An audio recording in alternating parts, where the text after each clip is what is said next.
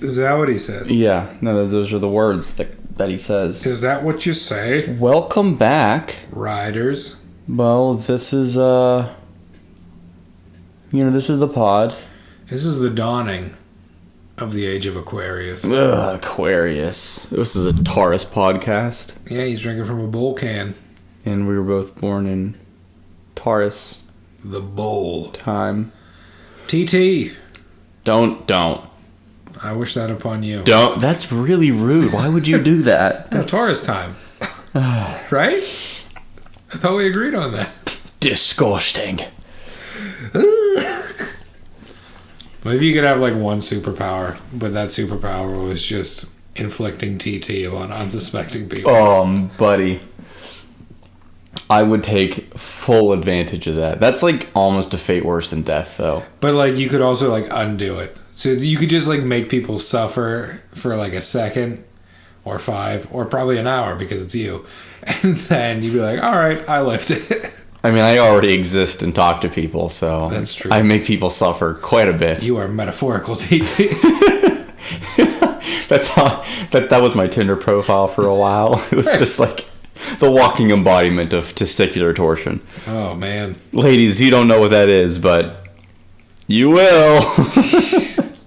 Back in my cross country days, that was a real risk. Oh sure, and I'm sure it was in your soccer days too. Yeah. But so we would get like the talk being like, hey, like be careful like what you wear when running. And all the guys pretty much like came to an agreement that if anything happened, we would throw all shame aside, drop down, rip the person's sack open, and just do it manually. We are saving you one way or another. Listen, the very real threat of TT is what got me. It's basically canceled boxers. Oh yeah. And what introduced me to compression shorts. That's it. If I never wear boxers again, I'll be. It's too soon. Yeah, it's too soon. Yeah, you never know when you're gonna need to randomly run. I've been team boxer briefs since 2008. Yeah, probably something like that. Ugh.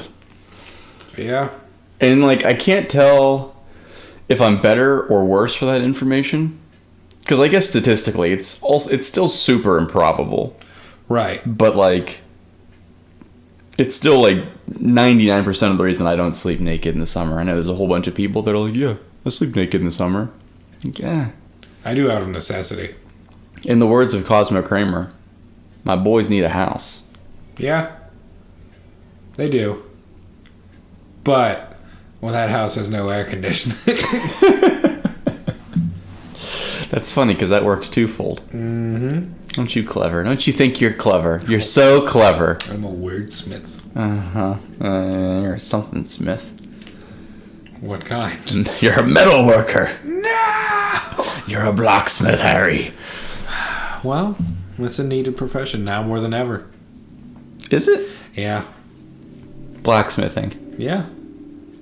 Where you need your horseshoes from, Kevin, so you can play fun summer yard games. You didn't think of that, did you? You know what? You're right. I didn't think of that. That's smarty pants. Maybe it's for the lawn games. I do think it's funny how everybody that's not from Pittsburgh is just a Jewish Brooklyn mom. It's true. End of thought. End of that discussion. Glad we could clear that up. Yeah. That was our cold open. All right, here's a question for you. Okay. Actually, so what I have written down is, do you like it? Oh boy, where's this going? Do you like it when features are announced on a track, or do you prefer to have them just sneak in there? Ah, interesting. Yeah. So I think when it's songs on an album, I prefer that they're just snuck in there. Mm-hmm. Because if I'm looking at a track listing and I see like features, I'm like, oh, like I can't wait to hear what that one sounds like. But when it's not listed and I'm just start to finish with the album, I think I appreciate it more. Mm-hmm. But if it's just like dropping a song out of nowhere, like half the reason, well, maybe not half, but a large part of the reason why I loved Kanye's Good Friday series was because he'd put the song title up there, and then it would just put all the names of the people on it, and they were like big names too. Mm-hmm. So I was like, oh, like the presentation of this is very grandiose, so I expect the song to be just as. Sure. And I think that in that aspect it increased my enjoyment of it. Mm-hmm. So yeah, I gave answers. Yeah, cool. All right, next what's question. your stance on it? No, I think, I don't know, because I'm kind of both ways. I kind of like seeing, like you said, like on a track listing, mm-hmm. seeing like, oh, well, I mean, I'm not going to skip anything, but I'm really excited to get to like track 4 or 5, you know, whatever. Right. But as like the grand example, mm-hmm. I like how Zach De La Roca. I knew this was going to be it for you. This isn't what made me think of the question in the first place, but just as you were answering your question, this made me think of it. It's the little things that he does, especially on like Kill Your Masters, mm-hmm. on RTJ3, at the end of RTJ3, where it'll be like a little, mm-hmm. come on. And I'm like, that sounded a lot like Zach De La Roca. And then he gets his whole like own verse. And I like that a lot. Yeah. But like sometimes listening to songs like on the radio, or if they're on like a playlist or something in a store, and it's like hearing a song that's like, okay, I mean, it's not so bad, but then like something super like left field comes up as a featured artist. Right.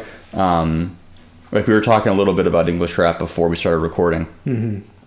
And I was talking about how Stormzy has a track with Ed Sheeran on it. Yeah. And without knowing a whole lot about Stormzy before I heard this song the first time, I was like, I mean, this is an alright song. Like I'm okay with it. And then there's like a small break. It's mm-hmm. like a 1 second break. And then there's nothing but Ed Sheeran's voice for like 2 seconds before the beat comes back on. Mm-hmm. And there's just something really nice about that. Because Stormzy's very much like the prototypical English rapper, where it's like low voice, like not mumbly, but like kind of mumbly. But mumbly in a British way. Yeah, it's like a very British mumble. Yeah. And that's, you know, how the West was won. That's how the entire world was won, actually. They conquered everything with that low British mumble. That's very true. And such a tiny island to conquer most of the civilized world. Right? I was reading something. Somebody had a joke. I don't know if it was on Twitter or Instagram or something, but they were like, some of the earliest like complete skeletons in the UK were found to actually belong to black people from like the 13th and 14th century. Mm-hmm. And they said, black people, mm-hmm. we're all white now. That's how long the weather in England has been shit. But back to the point. I like it. I guess the next question would be to follow up, like, do you like those situations where there will be like a pretty authentic rapper, like so not somebody who does their own hooks, it's just some dude who just spits. Yeah. And then they'll have like a featured artist like an Ed Sheeran, or I guess anymore it seems to be literally any rapper in Halsey to do the hook. So it's interesting because with that exact comparison, like with Ed Sheeran, mm-hmm. there's a Lupe Fiasco song mm-hmm. called Old School Love. Mm-hmm. And it is a banger, but it's like so not Lupe Fiasco's wheelhouse, especially these days, where he's kind of gone more underground. Mm-hmm. Because he's kind of like pressured into mainstream when he first started. But, you know, because that came so late in his career, it's just like weird. Mm-hmm. But I guess it would kind of be like Eminem. Like he's got Skylar Grey. Yeah. He's got Ed Sheeran on a few too, or the guy from Fun.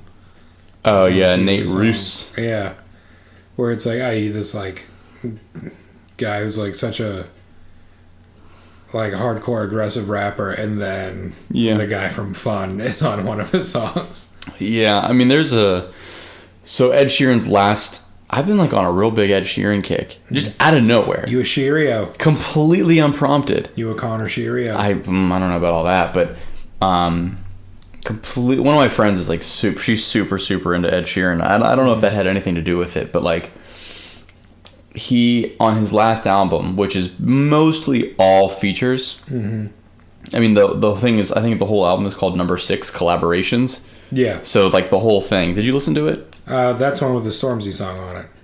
No. I'm pretty sure it is. The one with Stormzy that's a Stormzy track. I disagree. Okay. This is how I went. Okay, well, let's do this. Nope, not I'd. Ed, stop changing Ed to I. Oh, we're talking about different songs, bruh. Are we? Yeah. You're talking about Take Me Back to London. Yeah. I'm talking about Own It. Oh. Oh, I can't wait to show you this song after we're done. Are you familiar with Take Me Back to London? I am, yeah. Because that's a banger. Uh-huh. And MASH. Most of these songs are bangers. Like Beautiful People, banger. South of the Border, not a big Cardi B fan, but kind of a banger. You got Eminem and 50 Cent back together. Well, that's what I was going to talk about, was Remember the Name, where he's got Eminem and 50 Cent back together. And then we'll just have to, since we're talking about rap, I won't bring up Blow at the end, but Blow is probably my favorite song of the past few years. Chris Stapleton and Bruno Mars. Oh. And it's like very, very good. Yeah. It's like a power rock ballad. Oh wow. It's so good.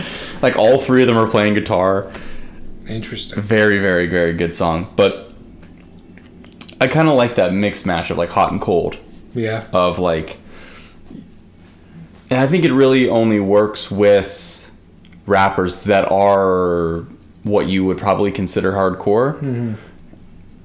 Because if it's like with somebody that's already a little sing-songy, like it's like, okay, well, you kind of expect that. Yeah. I think it just makes, when it's done well, the music's very dynamic. And it's like engaging and just keeps you into it. Yeah. Well, I was going to say that about Ed Sheeran too, like a last point on him, is that like, you already used the word and I hate to use it again, but he is so dynamic in like what he does. Where like, he's got a decent flow when he raps. And what was one of his first big popular songs was what, Sing? I'm not a big Sheerio, so I cannot tell you. Well, one of his first big songs was Sing. Okay. And I trust you. Most of that is him just like rapping. It's like a 3-minute song, and he does like a sing-songy kind of rap, but it's, he's obviously not hitting it like... It's like the, was it the Carpenters? The Christmas rapping song. Oh yeah. Bah humbug. Well, that's too strong. It is my favorite holiday. It's like that kind of rap. No, it's. I mean, it's credit where it's due. It's better than that. Hey, but man, that's a Christmas jam. Is it? It is because it's more exciting. Yeah. But I think I was. Anyways. Yeah. But like. That dynamic side of it, that's like a huge reason why I'm such a big Gorillaz fan. Okay. Because it's such a mashing of these different genres into like one newer sound. That's the thing about the Gorillaz, man. I have tried on more occasions than I can count to like really sit down with the B-sides and try to like get in. I can't do it. What you need to listen to is the G-sides. Oh, okay. That's their album of B-sides. Oh, okay. But no, like I told you, 2 of the names I sent you of British rappers, they're like one of the first songs on Plastic Beach, White Flag. And it's just them like just going back and forth about like this utopian paradise of an island and like what constitutes it. Oh. And it's very good. And they're both fantastic. Interesting. The first voice you hear on that album is Snoop Dogg. But that's neither here nor there. But whenever I think of Ed Sheeran anymore, all I can think of is his like weird floating head thing in Game of Thrones. Oh, yeah. Where he just looks so out of place. Yeah, that was probably ill-advised. But again, I think we've definitely talked about that before. Yeah. And I maintain the same stance as like, no, absolutely not. He should not have been in Game of Thrones. He should have never been approached to be in Game of Thrones. But it's not so shamelessly. Like, make him just be like in Or like someone incognito. Or like a walker or something. I don't know. Yeah. But like, if somebody approaches you and says, "Hey, we want to give you your own scene in Game of Thrones," what are you gonna say? No. But he doesn't even say it. He just sits there like with a weird smug look on his face, like, I wish he looks very Muppety in it. I wish Kermit was in Game of Thrones. He looks way too Muppety. But I think of like, I can't tell if the world's better or worse anymore these days, and there's just Kermit. Same as it ever was. It's got to be like 7 episodes in a row. Absolutely. But like, that's our one per episode. So, the new Star Wars trilogy, they do cameos in it, and they're almost always stormtroopers that you never see the person. Mm-hmm. Like Daniel Craig was in the first one. Yeah. William, Harry, and Tom Hardy. Sorry, Prince William and Prince Harry and Tom Hardy. And Prince Tom Hardy were in the second one, but they all got cut out. I don't even know if anyone was in the third one. It seemed like everybody was in the third one at some point. But it was like a blink and you miss it thing. Not, I'm gonna stare at Ed Sheeran's face for 3 minutes. Yeah. And wonder if Arya's gonna kill him. Yeah. That was a very jarring moment. I think in the show, she doesn't kill them, but I think they all do get killed in the dragon attack in the 6th season. It's probable. Because I think there's like dialogue in it where it's like mentioned, like the ginger, like, oh, he was such a nice boy or something. No, it's possible. Anyways. Anywho. But as you said before, we were talking about English rap before. Were we? Yes. And yes, you were. before we hit record. Mm-hmm. And I was going to bring something up, and then you said you had a question that might lead to it. And it didn't, but I'm shoehorning it in now. Okay. I always find other countries' versions of rap very interesting and compelling because I think it comes from a different place, literally and metaphorically. But, like, what are you doing? I'm just looking. Stop casing my house. I'm just looking. I wanted to know why that end table had feet, propellers on it. Well, how else do you expect a table to stand, Kevin? Well, I mean, like, it has it's like a bike. Yeah, it's so you can ride the table. I mean, I've done that before. Duh. It didn't require that. But so, like, American rap, you can, like, track where it came from. Mm-hmm. Like, the socio-political things that led to it. Yeah, kind of like how... the genres that led to it. And other countries' rap is born from our version. But, the struggles and whatnot that lead to ours were not necessarily the same in other countries. Okay. You know what I'm saying? Barely. Okay. No, I know what you're saying. I'm just not paying attention to you. Wow. You are the worst co-host. No, I'm paying attention. I'm just adding divisiveness. But yes. So you can track other people's origins, like how all Florida rappers are trash. Right. And... because Florida is trash. Right. And... because, as I believe, Florida does not listen to us. How are you going to have a lower listener base in Florida than in France? We global, baby. Ooh, 311. The band? Probably. Okay. Let's see. Pennsylvania, Texas, Ohio, Virginia, Massachusetts, New York. Ah, damn it, Florida. You did sneak in there. Son of a bitch. All right, I guess we're sorry to Florida. Wisconsin. Jersey, Maryland, France, Portugal, and Germany. That's really wild. It is. Like, and it's not completely deserved, but it's wild. It's an inconsequential number in France. It is 3% of our listeners are in France. Yeah, that's like multiple people, multiple times a day. Oh, yeah. I don't have the stamina for that. No. We have to... We're big in France. It's a lot more Red Bull. It is. Is Red Bull French? No. Decidedly not. Okay. Do they do their, like, flying competition in France? That was in Germany. And what is Germany if not east of France? I've heard that. Yeah, you could assert that. Yeah. But what the fuck are you talking about? Oh, yeah. So you're saying that like English rappers are basically indistinguishable from one another? No, that's not at all what I'm saying.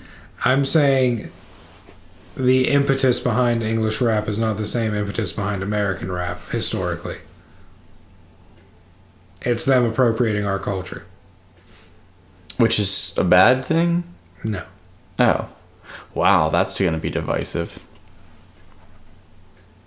I think everyone should be multicultural. Me too.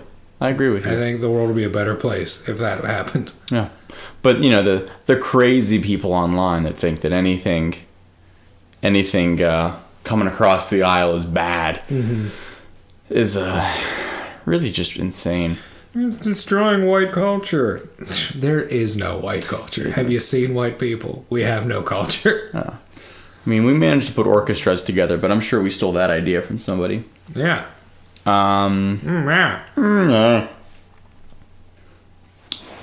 Yeah, I don't know. What do you think would you say is your favorite English accent? There's an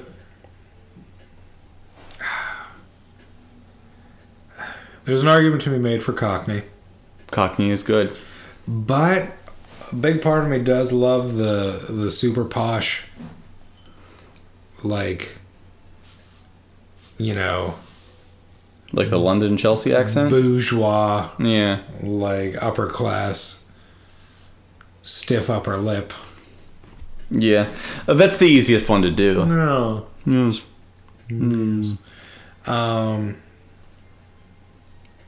The South London accent's different from Cockney, right? That's a good one too. Mm-hmm. I equate South London to like John Boyega. Oh yeah. Yeah. A lot of like very strong like down vowels. Yeah. Like, what's you talking about? Hey. Which is kind of similar to New Zealand. A little bit, yeah. Where I described like the New Zealand accent as kind of like a pinched British. Maybe. It's in the vowel sounds. I would put, like, if you had, like, strong British and then strong Australian, yeah, I would move, like, a New Zealand accent closer to a strong Australian. But I would say, like, a South Africa is closer to England. Which is weird. Yeah. Because isn't South Africa Dutch? Yeah. Strange. Yeah. Polish, if you will. Well, did England get South Africa first and then traded it to the Dutch? Yeah, it probably changed hands so many times. Yeah, they're really tearing themselves apart. The Netherlands at one point, okay, like just owned all of Africa. Yeah. No, my favorite accent's Liverpudlian. Liverpudlian. And like a Scouse accent. I can't do it. It's my white whale. Because it's so, like... It's just this weird, like, gangbang of 9 different accents. Oh. And it's, like, very strong Irish, but with, like, enough English twang on it. And there's a lot of, like, shh noises. And you kind of have to, like, talk out the back of your mouth. And, like... I'm pretty sure I've done it before. And not realizing that there was that. And it like comes out the sides of your mouth, and it's it's like really entertaining to listen to people. Yeah. Like there's this one kid, shit. He says something, so he's being interviewed by Redmen TV. It's a Liverpool fan vlog. And I think he's actually on the show now, but I don't know if he was at the time. And they were like doing man of the match, stuff like that. And he was saying how like one of the players on Liverpool, Divock Origi, was man of the match and he's like the best player on the team, which is like he's a bench player, so it's like kind of a funny assertion. And he was saying like they asked him a question regarding that take, and he was like, I don't do ifs, ands, or maybes. And he says something ridiculous like, if your aunt had a dangle, he'd be your uncle, but he's not, so I don't, or something like that. And it's so fucking funny how he says it. But it's just like, your man, Yeah, we had a good game today, but, So he's like borderline Brad Pitt and Snatch. a little bit, yeah. Well, that's the thing. It's like a little bit. It's like a lot Irish. Because I think Liverpool, like that Merseyside of England, is like the closest region to Ireland. Okay. So those ports were constantly trading back and forth with one another. Right. A heavy IRA presence. Mm-hmm. Sure. Okay. Here's something that always befuddled me. Okay. British singers don't sing in a British accent. No. And I actually know why. Why is that? It's because when you're singing, it's a different mechanism than when you're speaking. So when you're just talking, it's innate. At this point, your ability to speak is innate.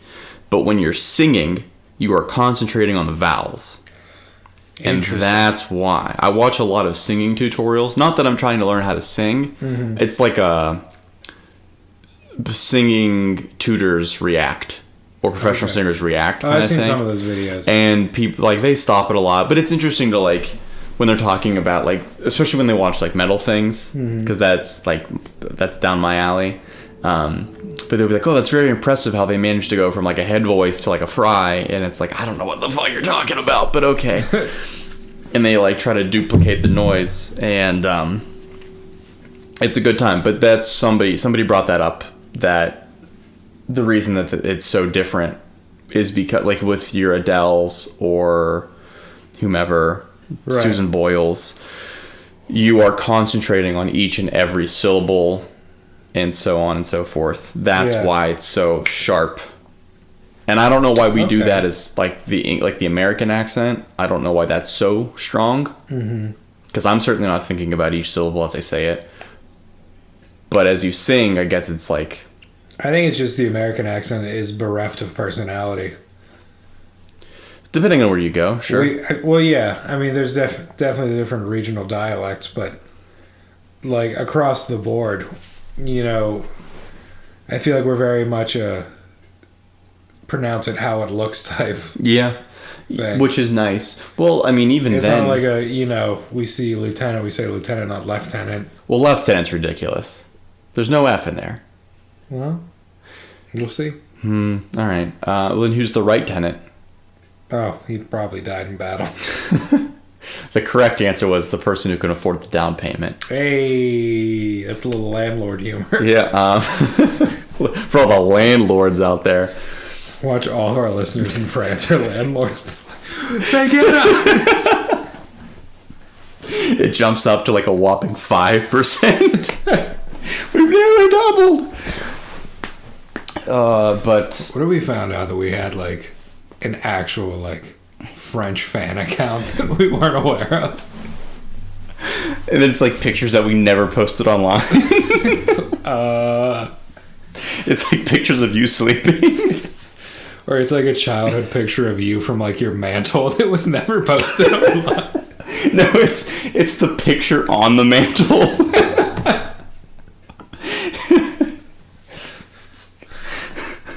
Okay. It's like this whole time we thought our houses were haunted, but it's just like this small French man with a pencil mustache. It's just Wario.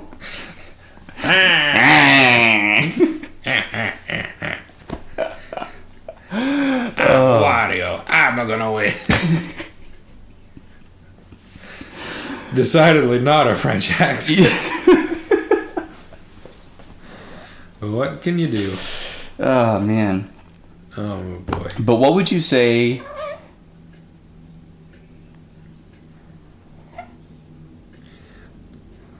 Don't mind Kevin. He's just new boot goofing. I'm just new boot goofing.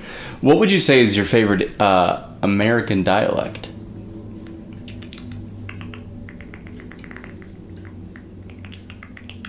I mean, if we're going to keep talking about this. I feel like I know the answer for both of us. Well, what are you going to say? It deals with old women from Brooklyn. Oh, yeah, that's true. That is true. Well, all right. That is so I'm gonna call Mario Lemieux rules on that one. Okay. Because if he's of course your favorite hockey player and philanthropist and player owner. Right. He's my favorite philanthropist. So, of course, that's the winner. So, all right, rank your top 20 philanthropists. Go. So Brooklyn Moms is of course the GOAT. Mm-hmm. What's your second fave? Brooklyn Dads. No, I don't have that. I don't have that voice in my head.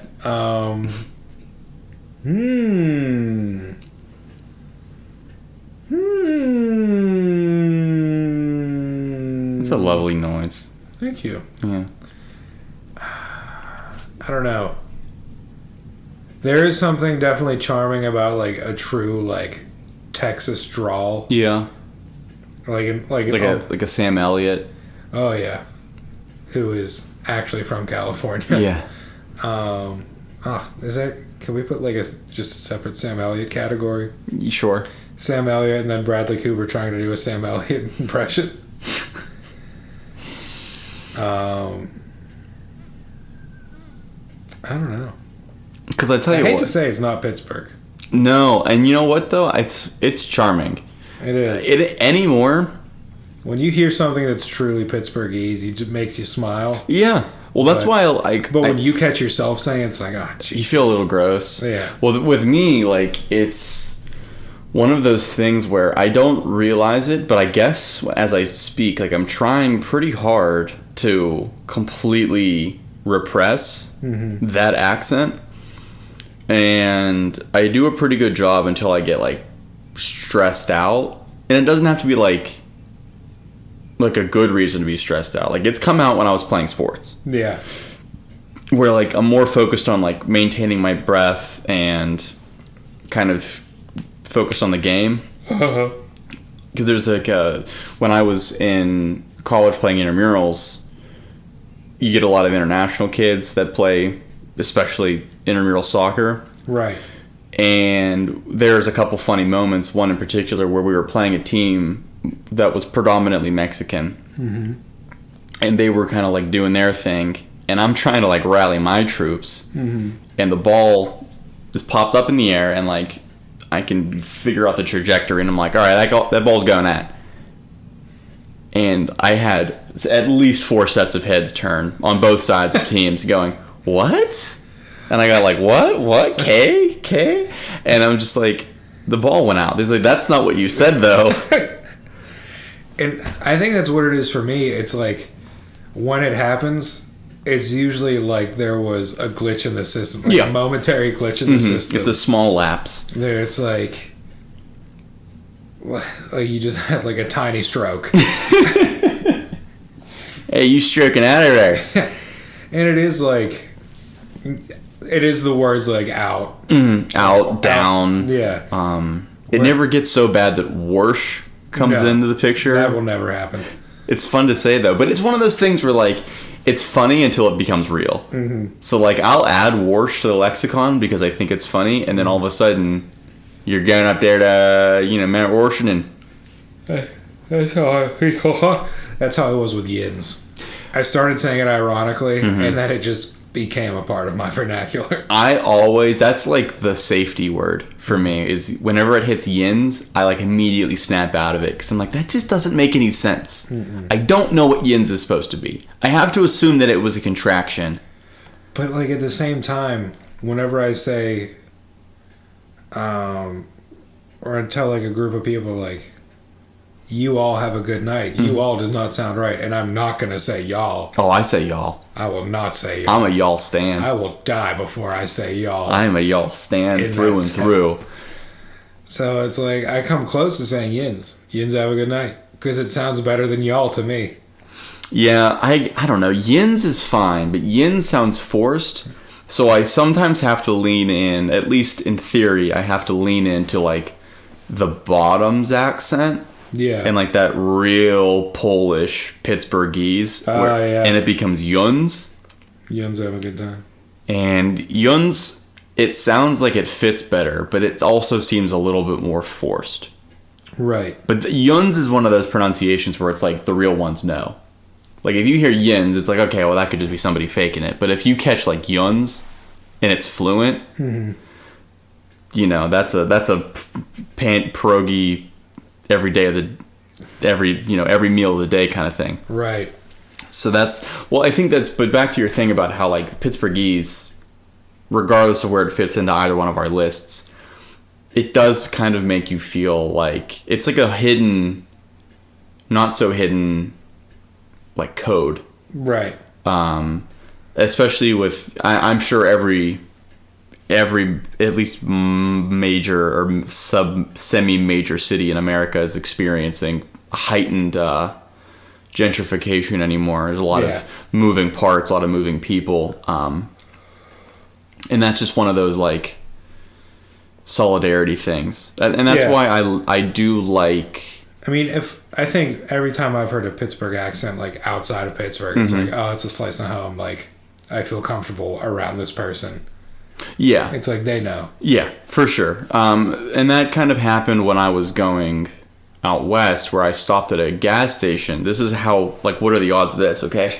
I stopped at a gas station. What's up with those? In either Nevada or Arizona. I want to say it was Nevada, though. But it could have been Arizona. It's the same state. And the guy at the pump next to me, and it was like one of those like no gas for the next 4,000 miles kind of situations. Right. And the guy next to me... No gas till Hawaii. Right? The guy next to me had a PA plate, and he was wearing a Bucko's hat. And we did like that Spider-Man meme, where I pointed at him, and he pointed at me.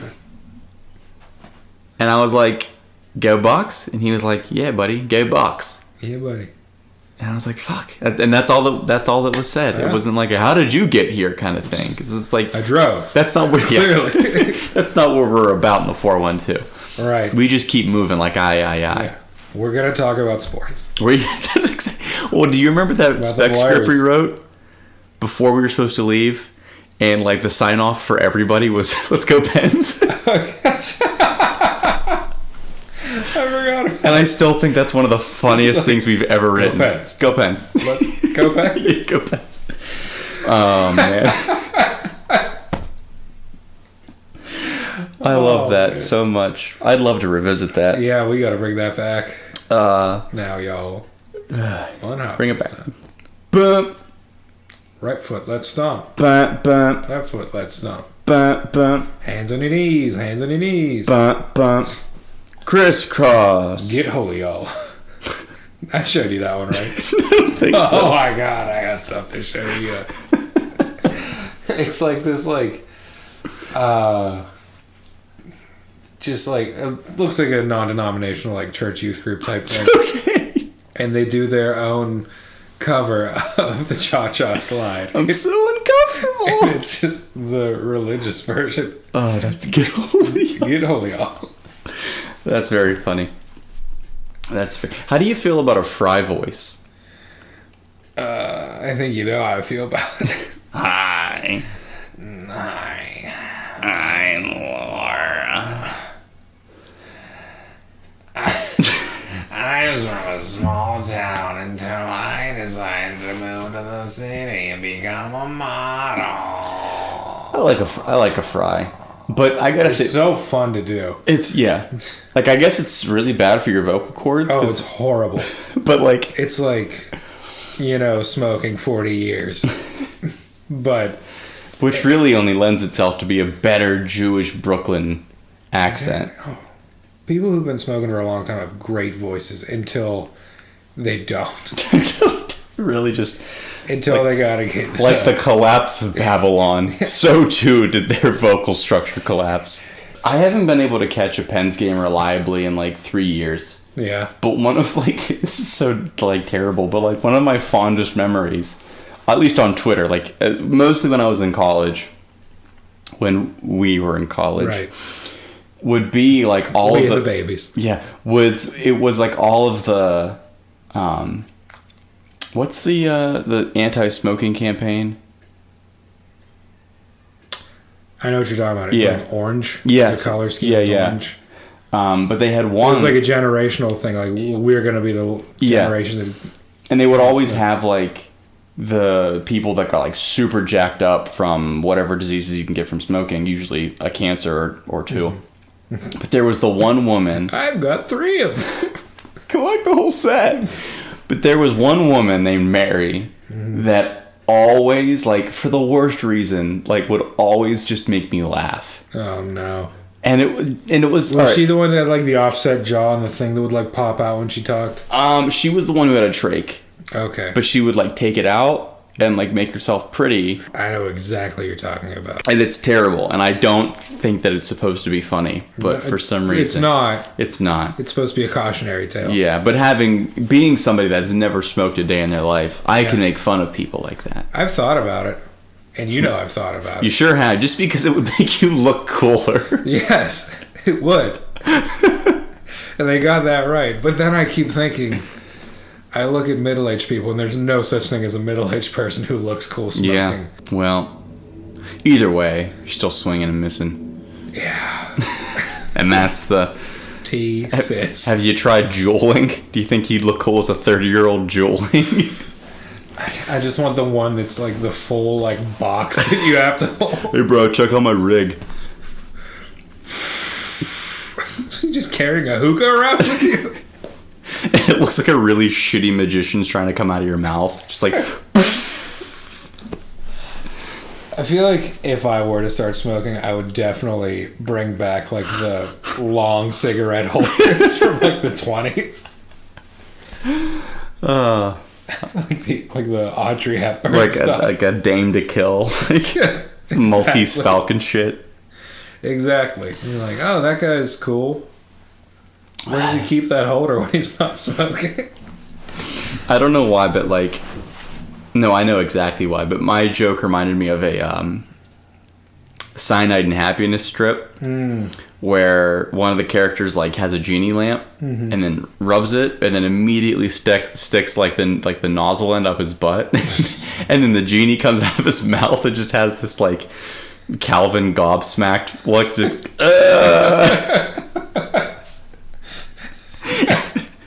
there's like there are no words in the entire strip. It's just that picture. Oh man. You've never smoked? No. Cigarettes? Mm-mm.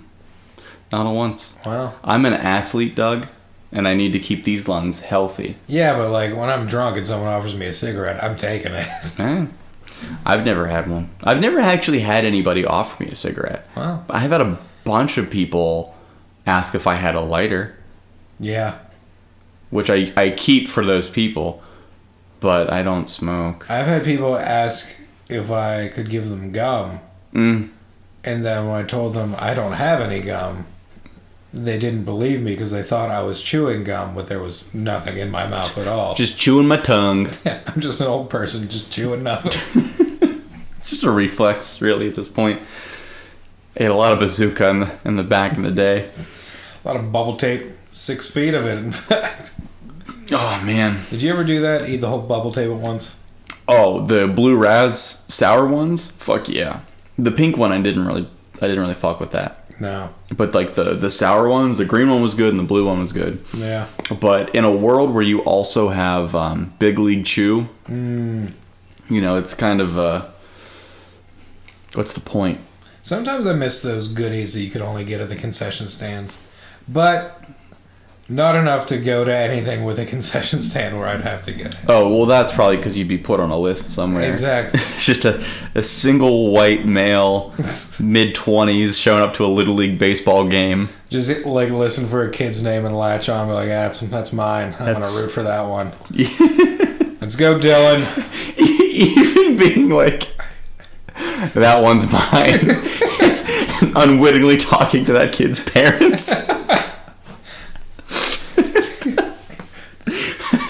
Been watching this kid for a long time now. Just being there, like, sitting behind the parents are like, come on, Dylan. And just be like, yeah, he's a good one. It's like, what? Oh, that's terrible. Write that down. Kid's got a future. You just leave the mouth open with like a lot of internal tongue flexing. Oh, that's funny. And I think the only way to do it is to like wear an unbuttoned Hawaiian shirt with a stained like white t-shirt or wife beater. Yeah, definitely got to go wife beater. Got to go like burger meat. If only I had like some. A gold chain. Yeah, and like definitely slides of some sort. Like the pants, we can work with the pants. Maybe like jorts. Yeah. Cargo jorts. I was gonna say cut off jorts. Hey, like cut off cargo jorts. But like homemade ones, where they're clearly like poorly cut. Yeah, like there's absolutely like no thought at all to how like you can't cut straight across or it makes like a slanted pattern. It's like you were wearing them when you cut them off. Absolutely. So you just like took an X-Acto knife and encircled your thigh. It's just like cut off jeans or cut off shorts, but like ace bandages underneath it. You know, the hardware place. And just like there's like a faint red stain on like the left leg. Just why is that man rooting for Dylan so much? Yeah, kid's a good runner. Just gonna say noted. Yeah. He's not that fast, but he gets where he's going, if you know what I mean. He is a fun one to watch.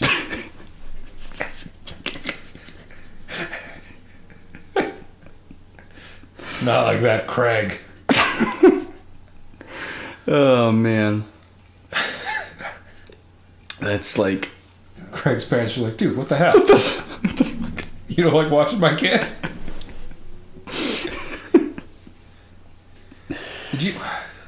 Did you ever have a situation where it was like... Where is this going? No.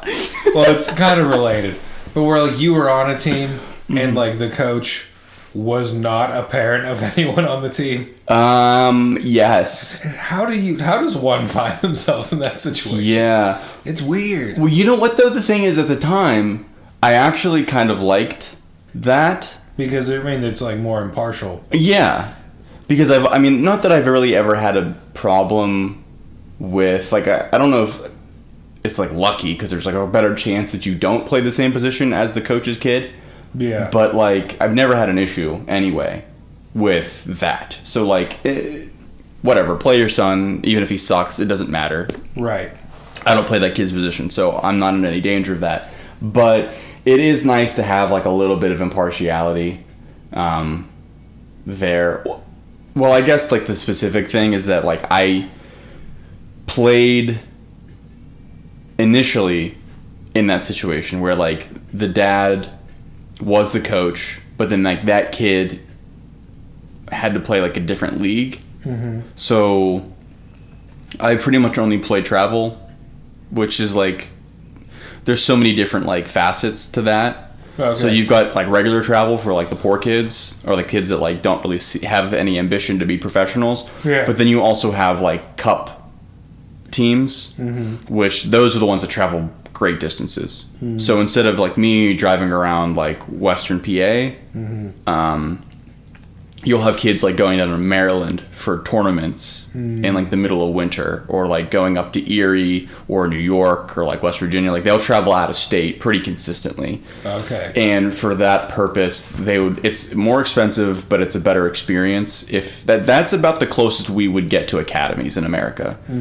So that'll happen where the kid will be like, well, I'm good enough to play for this cup team, because you have to try out. And if the kid makes it, then like, you know, obviously they'd be dumb to stay. Right. And because of prior engagements, his dad will stay with the team. That's happened. I guess my question is more like, when you were in like youth soccer, you know, like when every... Oh, yeah. Like in-house stuff, like the pennies. Yes. Yeah, that's real weird. Yeah. That's real weird, because it's such a revolving door of like who's on what team. Like you have like a team, but every year it's like it seems like a different coach. Yeah. Like it's like all different coaches, and it's like, who even are you people? Yeah. I don't even know. Like I just never knew anybody until it was like well after. It's like, hey, we used to play soccer together, and it's like, well, if I had known you like this then, it would have been much better. Right. There was T-ball's even worse. Oh, dude, honestly, I've played quite a few different sports on like teams that my parents like had to pay money for me to get on. Yeah. Like competitive teams, and my worst experience was playing baseball. Yeah. Bar none. Yeah. It's terrible. Well, look at the people that continue on with baseball. They're just the worst. Yeah, well, I mean, like, it's cool to like baseball, and it's cool to be good. And I don't mean it's cool as in, like, you're the cool guy. Like, it's chill. Like, it's whatever if you're good at baseball. That's your vocation. Baseball's the cool sport. Yeah, I don't know about that, Chief. Suck. But, like... Obviously, he's never played tennis. I think I was in, like, 4th grade when I played Little League. Which is certainly not far enough along in the timeline to, like, be good at baseball for anybody. But at the same time, like, I was treated as this social pariah because, like... my batting average was garbage because it was literally the first time I'd ever played baseball in my entire life. Yeah. But that team, I guess, had been together since, like, what comes first? Is it T-ball or coach's pitch? It's T-ball. It's T-ball? Yeah. So I guess they'd been together since T-ball. It's been, like, the same team the whole time. Yeah. It's like a coach's son scenario. But the coach at the time, his son played catcher. Okay. So, like, he was going to take that. Who gives a shit? Oh, I had to because my head was the only one that would fit in the mask.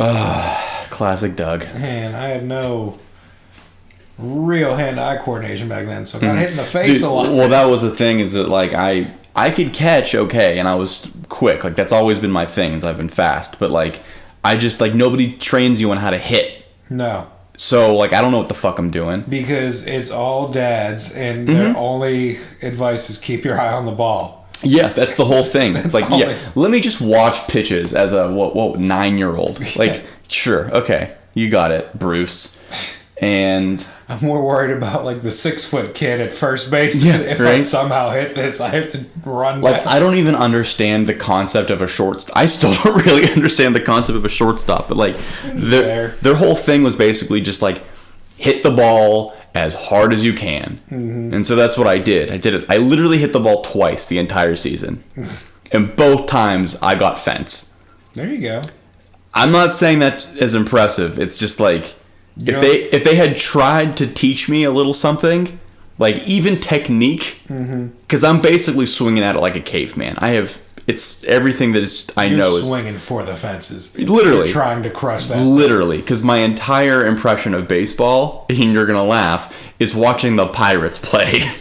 So, not the best teacher. Not the best teacher. But it was just like. It was really one of my first experiences of like I am not going to get accepted here. Like this is a clique that I cannot break into. And what made me the most mad was that my mom talked me out of soccer for a year to play baseball. And I was like just getting to the point where I was like, yeah, I kind of think I really like soccer. Because up until that point, like your parents just sign you up so you make friends, maybe you get a hobby. But she was like, you know what, you only have to like sprint for like 30 feet at a time. Like, I think you'll be good. Yeah. And it was a Burkett league. So it was like a local thing. Like I knew everybody on the team, which I think also made it worse. Yeah. Because it was like, oh, well, I get enough of these assholes at school, and now I got to like spend Tuesdays and Thursdays with them. And, God, I fucking hated baseball so much. And now I'm like a big fan. Like I'm actually pretty good at baseball, but like. Yeah, I remember back in those days I was a jack of all trades, master of none because I did baseball, basketball, and soccer. Yeah. I think basketball was the one I stuck with the longest. But it was like it was fun, but it never really felt like it was mine. Yeah. And it wasn't until I played tennis where I was like, this is the thing. Yeah. This is what I'm going to stick with. Yeah, it's always... So more specifically, do you like remember the moment in which you were like, this is my thing? I just think it was probably during the season and like during like a match play whenever like the things that because I got into it late. It was like my junior year of high school. Mm-hmm. And the only thing I'd done before then was competitively was running. Mm-hmm. And I was never an asset to any team Yeah. in that way. But like once things that I started doing would help us win, I was like, this is something different Mm-hmm. I'm not used to. I think it was like probably right around then. And then whenever I hit that one kid in the balls, oh, he deserved it too. I'm sure. Oh, but yeah. Yeah. Ever since then, Yeah, man. I remember I was still play in it regularly. 8th grade, and school soccer starts in 7th grade at Montour at least. Mm-hmm. I'm assuming everywhere. Otherwise, how would that work? But I didn't go in 7th grade because I was too nervous about it. Because I knew the kids that were playing soccer, and I also knew, having played travel soccer with them, that they were very good. Mm-hmm. And I thought there were tryouts. I did not know that there were no tryouts. Mm. So I thought that there were tryouts, and I thought, well, if that's what I got to do, like, I'm not going to put that kind of stress on me in addition to school being harder. And so, like, I just didn't go my 7th grade, and then I still played travel with these guys, and after that season was done, there were soccer sign-ups for 8th grade, and a lot of the kids on my team, like, that I was cool with, because it's still cliquey. The different, like, position groups stick with each other, because that's who you are with during practice. So, like, the defenders stay with the defenders, and the midfield stays with the midfield, and, like, a lot of the forwards and the goalies hang out together. Yeah. And a lot of my buddies that were in midfield with me, like, they were like, you should, like literally, you'd almost definitely start every game. Mm-hmm. So I was like, all right, y'all bullshitting me.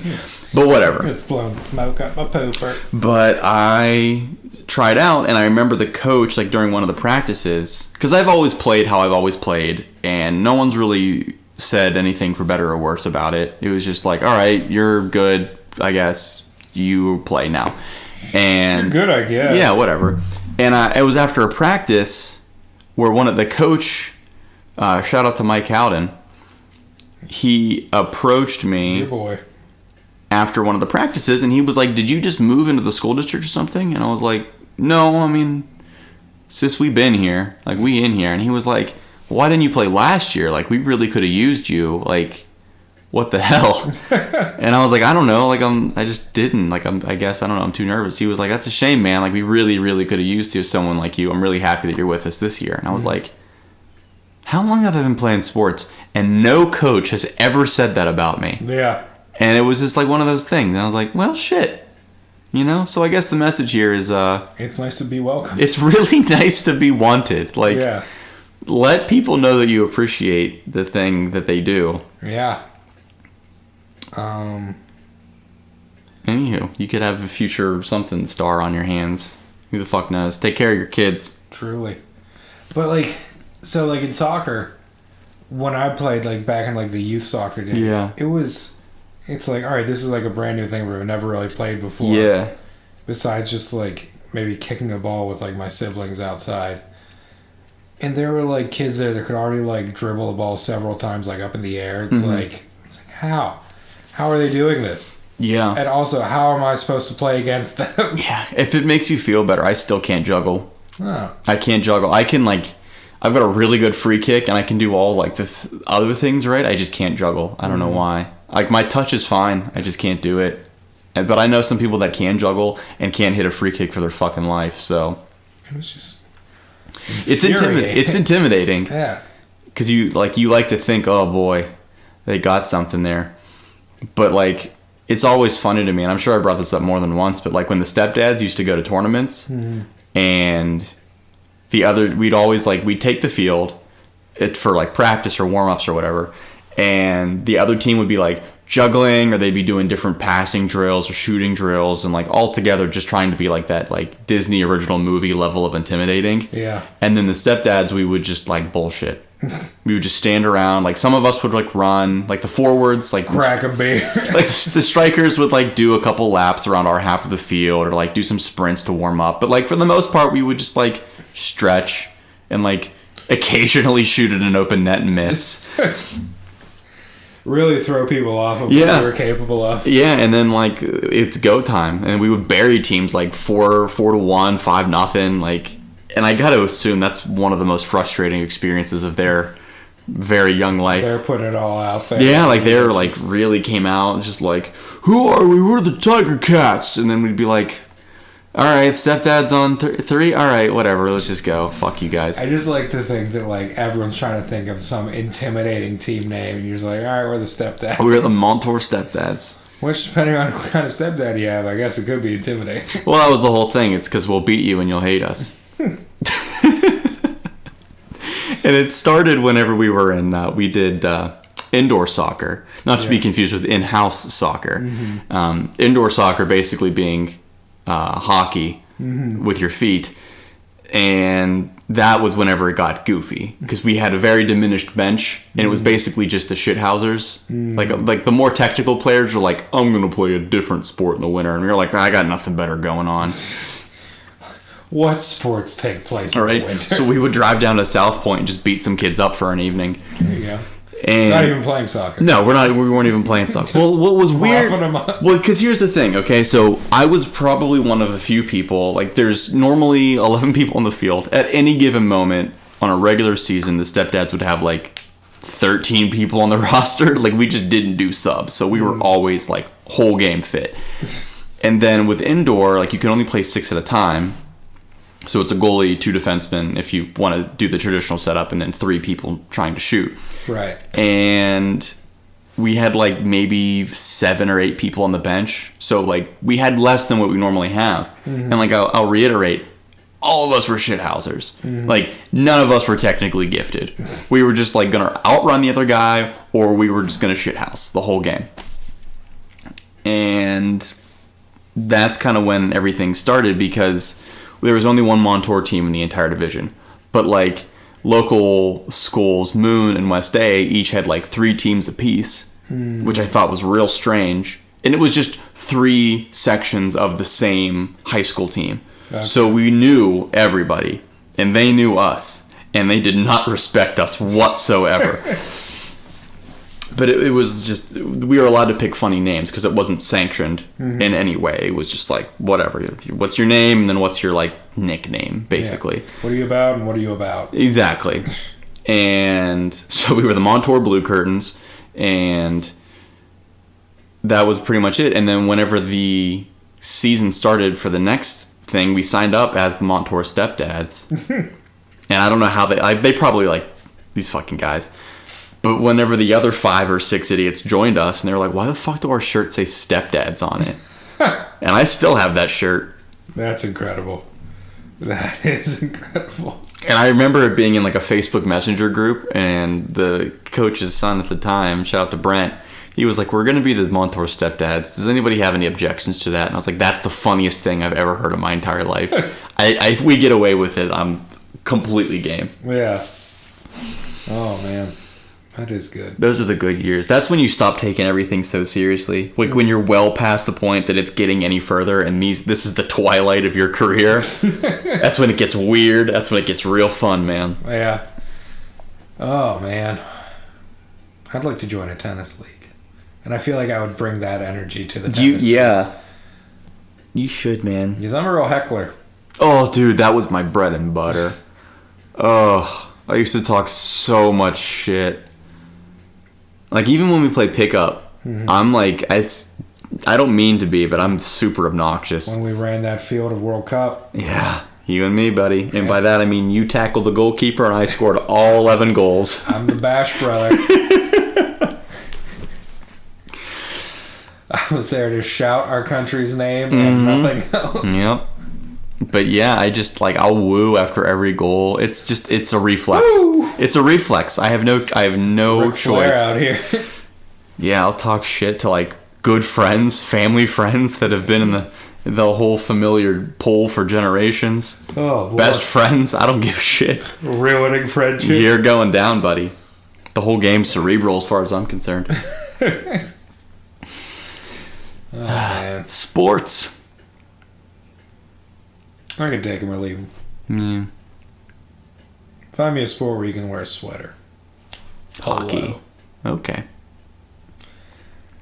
Yeah, I guess maybe hockey. Well, I can't skate or ride a horse, so it doesn't really matter.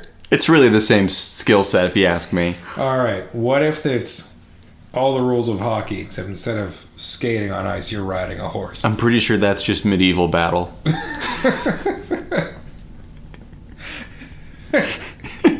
I mean, it's already got spearing, so you might as well just keep going. I'm the only guy who's ever tried to take a shoe horse off and stab someone with it. Oh, boy. Yeah. But, yeah, I quite like a Southern Baptist accent. I have no idea how he got from... Me either. I would like periodically check in with that thought, and I'm like, you know what, just let it go. Yeah, I guess I'll find out when I listen back through it. Yeah. What else do we got in the old what have you? I don't know. I had one, but I feel like it might be too late at this point to bring up. No, we're only at an hour. I don't know. I think I want to dedicate a whole episode to You're going to dedicate it? I want to dedicate it. Father's Day episode. Yeah, recording it in March. Really getting ahead of it. I have this. Daddy. I have this thought. Maybe if we take this far enough, we can end on this thought. Okay. But Okay. I've always assumed that unknown, an attribution of unknown to a quote, is just the original poster throwing out a phrase or something that they think might not go over well. That way, if it sinks, if it bombs, then they can be like, well, it's not my thought. It's, I read it and I thought it was cool. Yeah. I think you're probably right. Yeah. Well, because I used to do that when I was a kid, where I would think of something and in order for it to be like, well, if this is bad, or I don't know if I'm saying a bad word or something like that, I'll say somebody else said it. And what I wound up doing was making my parents and my parents' friends think that my, various unnamed friends were either really funny or really stupid. Or needed attention. Yeah, and after a while I was like, well, I'm not giving all these shitbirds all this attention. I'm saying these things. These are my jokes. It's funny you mention that because I was reading today. Okay. As you do. And the book is called Intelligence for Dummies by Glenn O'Brien. Okay. It's a collection of essays that he wrote throughout his career. Gonna write an essay. And he is since deceased, but the first one, he's on vacation at a vacation house somewhere. As you do. Yeah. And he's talking about how he has all these ideas and things he wants to say, but he wants to save them for a later date, so he's just going to use a bunch of different quotes to try to get his points across. That's funny. And I kind of read it as, oh, these were his ideas, but he was just attributing them to named people. That's very funny. Oh. And the best, there are a few where he would say, it's like, as so-and-so said in response to this person when they said this. Yeah, I love whenever writers are snarky like that. Oh, it's wonderful. It's wunderbar. Wunderbar, he says. But yeah. And it's one of those things that you as a writer hope to pick up from some of these people. Mm-hmm. I think it's just a confidence thing. But yeah, I mean, it's definitely something I never knew. I've only ever seen this guy's name in writing. Is it Chuck Palahniuk? Was that the Fight Club guy? Yes. Yeah. Yeah. Or Palahniuk or something. But yeah, it's Palahniuk, I think. Yeah. So it's tough to say. Palahniuk. It's literally difficult to say, but it's also tough to assess whether it's Palahniuk or Palahniuk. Yeah. I don't know. He's Chuck. He's Chuck. You know Chuck. You know. How many people go by Chuck? Charles. Or what if his birth name's Chuck? Who's to say? Yeah. Huck it, chuck it. Palahniuk it. I'm saying it. But I liked his style. Did he also do Hitchhiker's Guide? No, that's Douglas something Douglas. Douglas MacArthur. Yes. General Douglas MacArthur wrote Hitchhiker's Guide to the Galaxy. Yeah, I always knew it. In his downtime when he was stationed in the Philippines.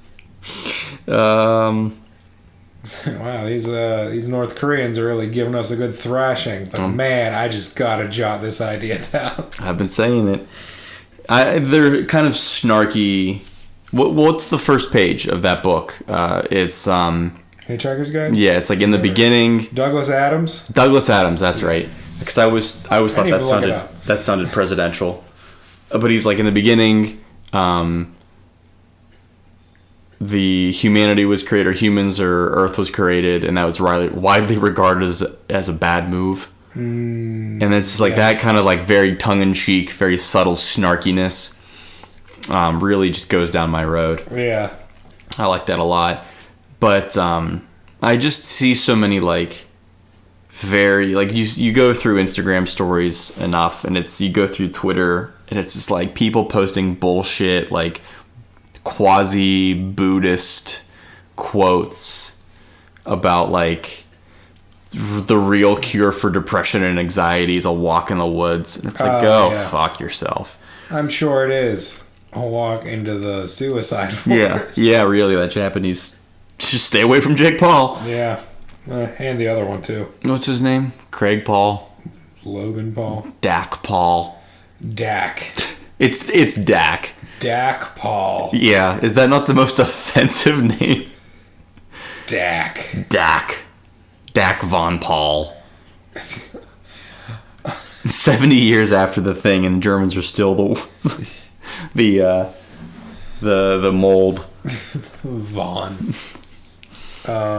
What is Dak the name, or is it Von? Yeah. Is Dak the name, or is like Dak a shorthand? What could it possibly be shorthand for? I don't know. Dak-thany. Dak. Yeah, I don't know, man. That's Dak. It sounds like a sneeze, but like a repressed sneeze. I don't know. It sounds more like the initial like. Dak. Yeah, I could see where you're coming from. I don't know. I guess it depends on the hate behind it. What are you laughing at? Oh, it all makes sense. What? It's Italian. Gabagool. Dak is of Italian origin and means... What do you think it means, Kevin? I don't know. What does it mean? The chosen one. Of course it does.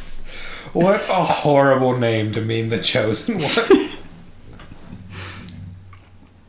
Oh my God. I mean, there's...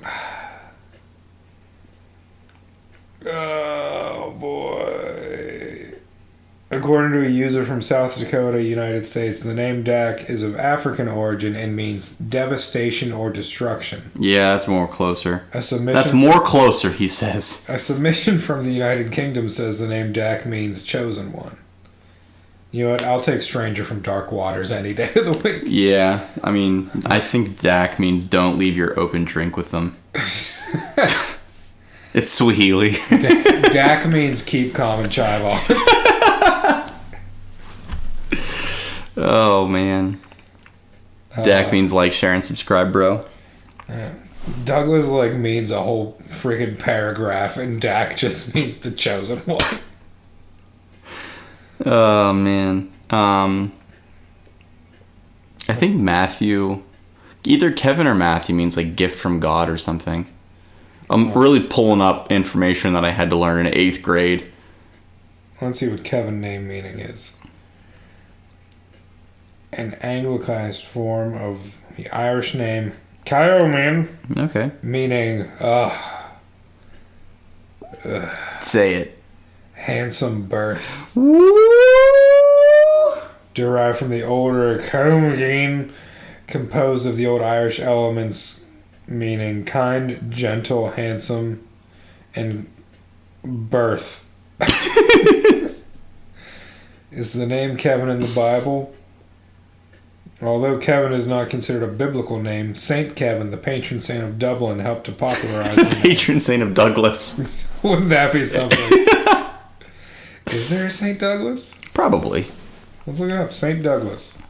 Saint Douglas. George Douglas was a martyr. Saint Douglas. Who was Saint Douglas? George Douglas. Okay, here we go. I'm excited.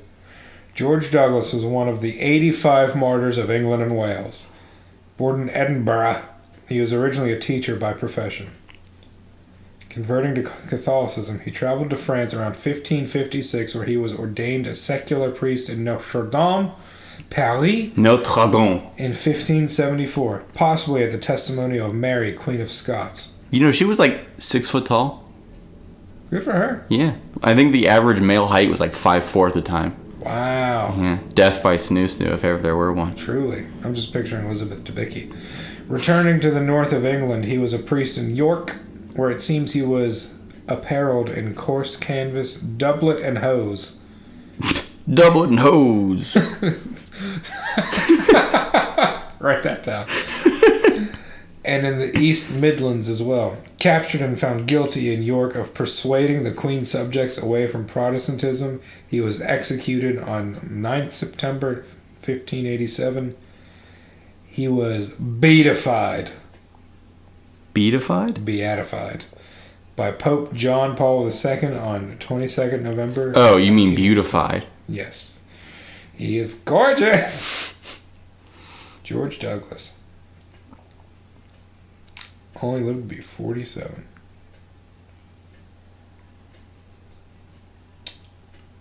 Well, had I known there was a St. Douglas, I would have taken Douglas as my confirmation name.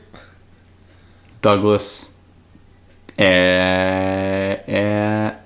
Alvin. Yep. Douglas. Dad McGlynn. Oh, you fucked up big time, buddy. You fucked up big time. I'd like to call the church and see if I can make some changes. And if you say no... Yes, the church? If you say no, I will accuse a priest. And you don't want me to accuse a priest. I work in the news media now. The long-awaited sequel of fucking Spotlight. Spotlight 2, Pittsburgh Boogaloo.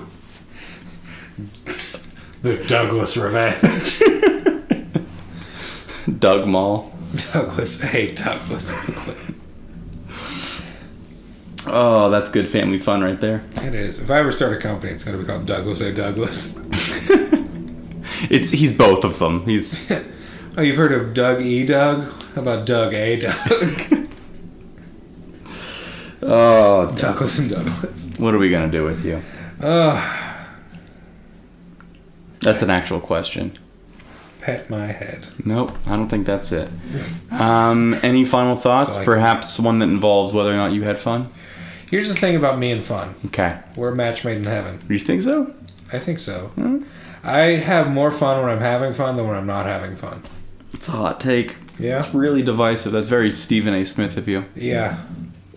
Me and fun are tremendous friends. I know fun. We are very good together. But I also have fun too. Good. And I thought this was a good episode. I think it was too. I think the babies are going to like this one. And if they're not, we're going to shake them. And you know what? Until they get a syndrome. What says... You know how we spell fun in this house? We spell it SIDS. SIDS. Yep. And I think everybody can appreciate that joke. I think that's a joke everyone's going to think is funny, and we're definitely not going to get hate mail. Shaken Infant Disability Syndrome. Yeah. Is that what it stands for? I have no idea. No, it's Sudden Infant Death Syndrome. Oh. Come on, man. If you're going to talk about it, you got to know mine was about much more PG. Yeah. But still somehow more graphic. Yeah, you're shaking. What did you say? Shaken Infant Disability Syndrome. Really? pussyfooting around that one. Was it a disability or is it a syndrome? It's both. Oh, that's funny. Well, that is a good We time. have funny. You know what? I've been saying it. But hey, for we have fun, as always, As always, well, we have fun. I've been Kevin. You have been Kevin. Say it. Say it. You've been Kevin. No, you say your thing. I know I've been Kevin. I am always Douglas A. Douglas McSquare. Oh, God. All right, babies. See you next time. Or else.